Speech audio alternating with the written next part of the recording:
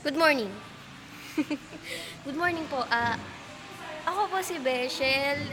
Ako po yung, alam niyo yun, may papakita po ako sa inyo. Yung tsinelas ko po kasi nawawala. May nagtago po eh. Gusto ko po sanang mang-interview ng mga nagtago ng tsinelas ko.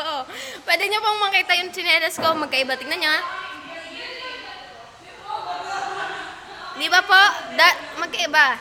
Hanapin po natin ang mga taong kumuha.